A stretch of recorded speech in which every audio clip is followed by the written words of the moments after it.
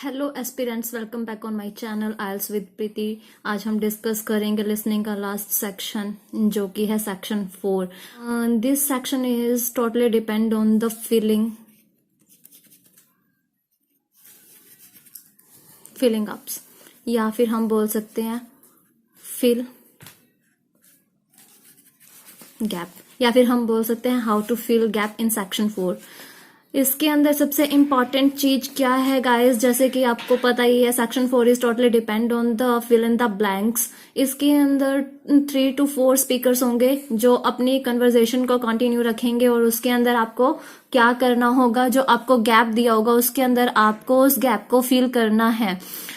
अब आप उस गैप को कैसे फिल करोगे, उससे रिलेटेड मैं आपको कुछ पॉइंट्स बताऊंगी जिसकी वजह से आपको गैप फिल करने में हेल्प मिलेगी सेक्शन 4 में।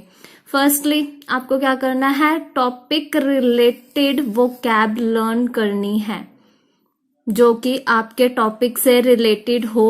आपको वो उसकी वोकैब लर्न करनी है। Vocab is more important in this section because in this section speaker totally speak only one topic.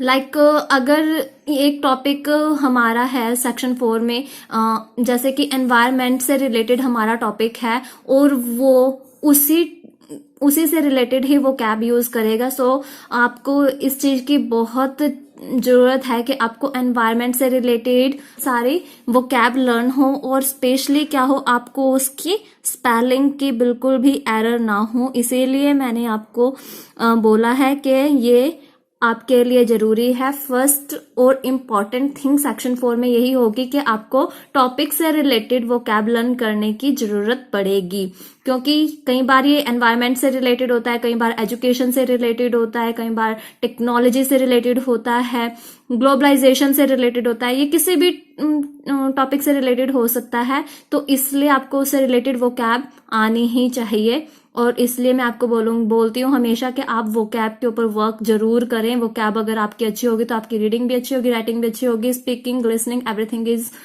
Totally improve अगर आप वो कैब के ऊपर वर्क करोगे तो। नेक्स्ट इज, अगर मैं बोलूं तो कंसंट्रेशन इज इसेंशियल। इसेंशियल क्यों है हमारी कंसंट्रेशन, क्योंकि ये ना जो सेक्शन 4 के अंदर फिलअप्स होते हैं ये सेंटेंस फिलअप्स होती हैं।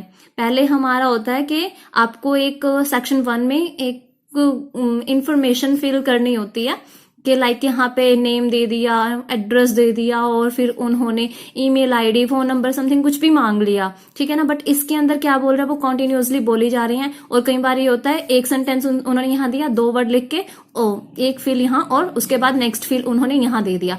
तो ये इसलिए मैं आपको बोल रही हूँ कंसंट्रेशन बहुत इंपॉर्टेंट है इसके अंदर। जहां पे आपकी कंसंट्रेशन गई वहां पे आपके समझो 2 से 3 आंसर तो गए ही गए, फिर आपको कुछ नहीं हो सकता।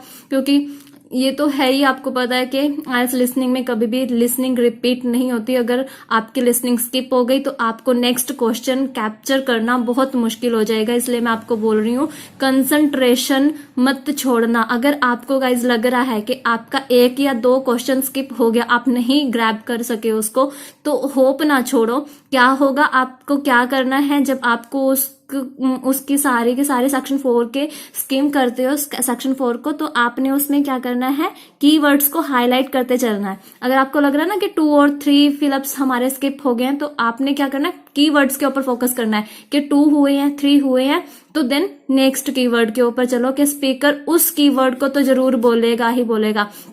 जैसे ही उसने उस कीवर्ड को प्रोनाउंसिएट किया तो आपने क्या करना है, उससे आगे वाला क्वेश्चन के ऊपर आपने अपनी पेंसिल मूव कर देनी है। इससे गाइस क्या होगा, आप सिर्फ वो 2 या 3 क्वेश्चन ही छोड़ोगे, नेक्स्ट क्वेश्चन नहीं छोड़ोगे। अगर आपको ये हुआ कि आप उसी जगह स्टक हो गए, हाय नहीं पता नहीं स्पीकर क्या बोल के गया, मेरे 2 क्वेश्चन छूट गए, अगर आप वहीं पे जाके रुक जाओगे ना, तो आपका क्या होगा, तो आपके अगले वाले क्वेश्चन भी छूट जाएंगे, जिसकी वजह से आपके ये वाला पूरा का पूरा सेक्शन खत्म, कुछ नहीं मिलेगा।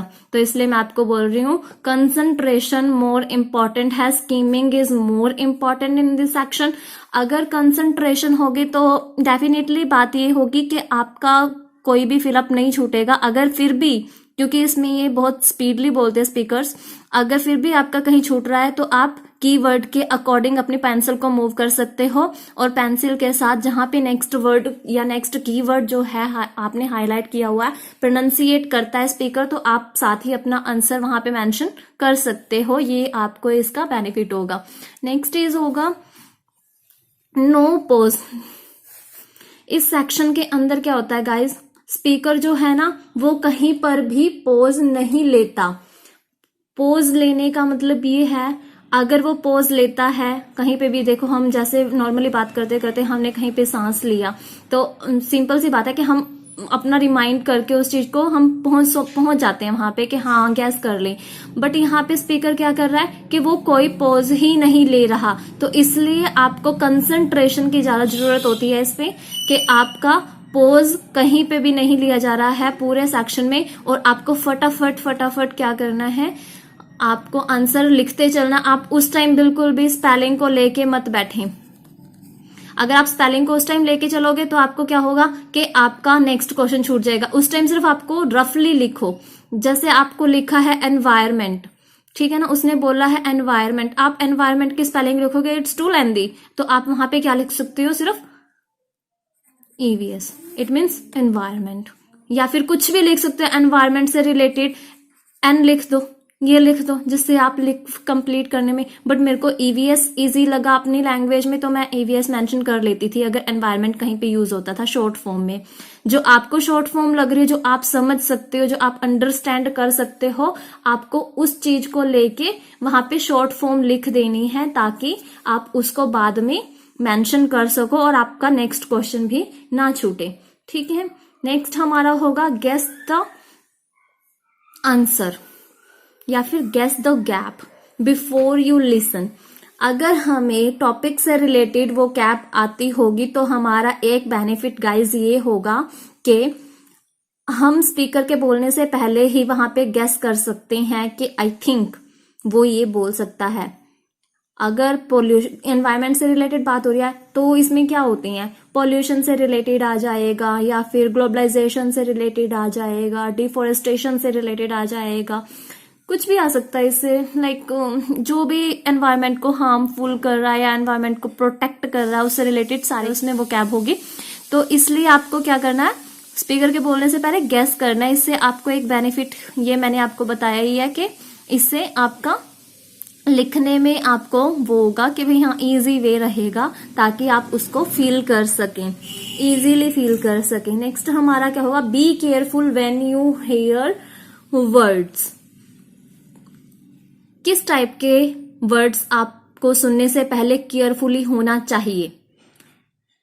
कॉमन सी बात है, जब हम नॉर्मली बात कर रही हैं किसी भी टॉपिक को लेके, हमने बात कंटिन्यू करी है, अगर हमने एंड लगाया तो हम उसी को कंटिन्यू कर रही है ना।